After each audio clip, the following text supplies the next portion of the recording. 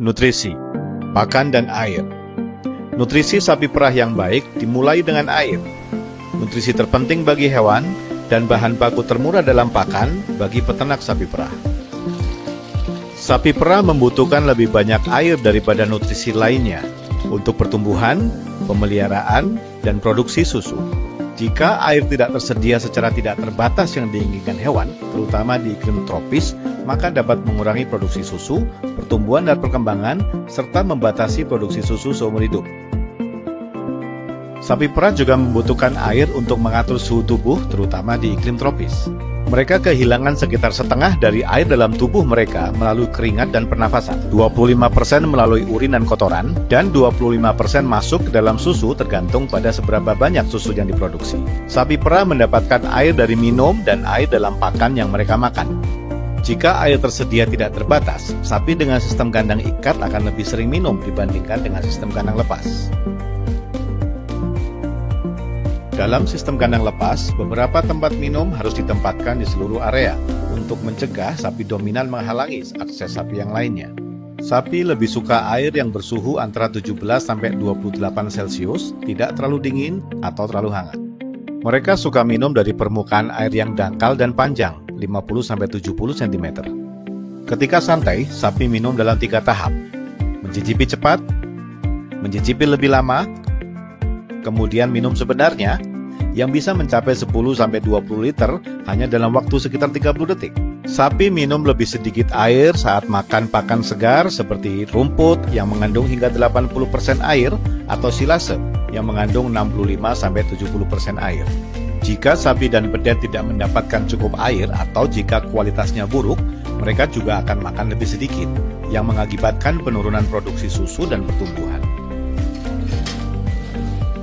Sapi perah biasanya minum air setelah makan, setelah diperah, dan segera setelah bangun dari istirahat dan mengunyah makanan mereka.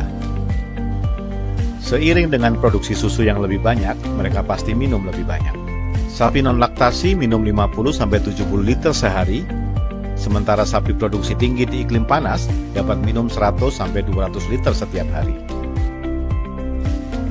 Pedet harus memiliki akses air minum tidak terbatas pada usia 3 hari bersama dengan susu segar atau susu pengganti dan konsentrat pedet atau calf starter. Di iklim panas, pedet mungkin minum lebih dari 1 liter setiap hari. Air penting tidak hanya untuk hidrasi tapi juga untuk perkembangan rumen. Tanpa air yang cukup, pedet akan makan konsentrat pedet lebih sedikit dan memiliki berat badan yang jauh lebih kecil. Ingatlah bahwa peningkatan berat badan dalam 2 bulan pertama secara langsung berhubungan dengan produksi susu nantinya. Pedet yang memiliki akses air minum tanpa batas juga memiliki peluang diare lebih kecil. Seiring dengan makan lebih banyak pakan, mereka juga akan minum lebih banyak air, biasanya 4 kali lipat jumlah air dibandingkan jumlah pakan. Pedet membutuhkan akses ke air minum secara konstan karena mereka minum lebih sering daripada sapi dewasa. Grafik ini menunjukkan berapa banyak air yang diharapkan diminum oleh pedet dan sapi darah pada berbagai usia. Jika mereka tidak memiliki akses tanpa batas ke air, mereka akan minum lebih sedikit sehingga berdampak negatif pada pertumbuhan dan perkembangan mereka. Air segar dan bersih harus selalu tersedia tanpa batas untuk semua hewan perah, baik yang sedang memproduksi susu maupun yang tidak. Air tersebut harus berkualitas baik, bebas dari kotoran, rasa buruk, atau bau busuk, untuk mendorong sapi minum sebanyak yang mereka mau, kapanpun mereka mau.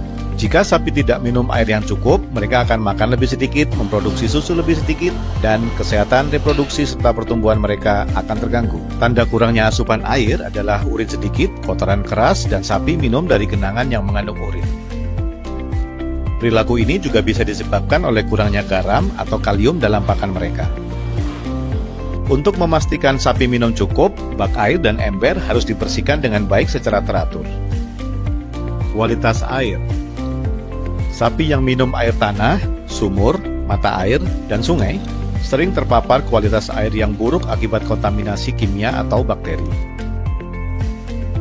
Beberapa bahan kimia pada konsentrasi tinggi, seperti kalsium, memiliki efek kecil pada asupan air. Sementara yang lain, seperti sulfat level tinggi, memberikan aroma bau telur busuk dan membuat sapi tidak mau minum. Air kecoklatan atau berkarat akibat tingginya kadar besi juga dapat mengurangi asupan air dan mungkin meningkatkan kebutuhan mineral seperti tembaga dalam pakan. Tingkat nitrat yang tinggi seringkali berasal dari penguraian bahan organik dan dapat menyebabkan masalah reproduksi dan keguguran. Air yang tercemar limbah hewan dapat mengandung bakteri coliform yang sangat berbahaya bagi pedet. Bakteri dalam air juga dapat meningkatkan resiko penyakit pada pedet dan sapi dewasa. Disarankan agar dilakukan pengujian kualitas air secara teratur. Dokter hewan atau teknisi koperasi Anda mungkin dapat membantu dalam proses penting ini.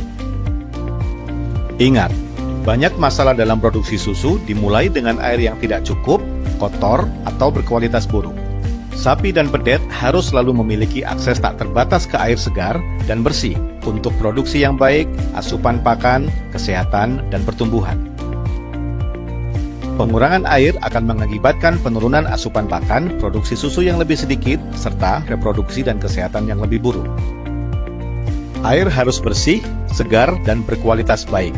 Menguji kualitas air dan kemungkinan kontaminasi bakteri sangat dianjurkan. Keuntungan dan kerugian. Jika peternak tidak menyediakan air segar dan bersih tanpa batas bagi sapi dan pedet, peternak secara langsung mengurangi produksi susu dan secara tidak langsung menurunkan asupan pakan, kesehatan sapi, dan performa reproduksi. Karena air adalah nutrisi termurah yang tersedia, membatasi jumlah atau kualitasnya adalah kesalahan paling mahal yang dilakukan peternak. Mengurangi asupan air sapi hanya sebesar 10% per hari, berarti peternak kehilangan 8,2 juta rupiah per sapi per tahun untuk sapi yang menghasilkan 30 liter susu per hari. Atau kehilangan 5,5 juta rupiah per sapi per tahun untuk sapi yang menghasilkan 20 liter susu per hari. Atau kehilangan 2,7 juta rupiah per sapi per tahun untuk sapi yang memproduksi 10 liter susu per hari.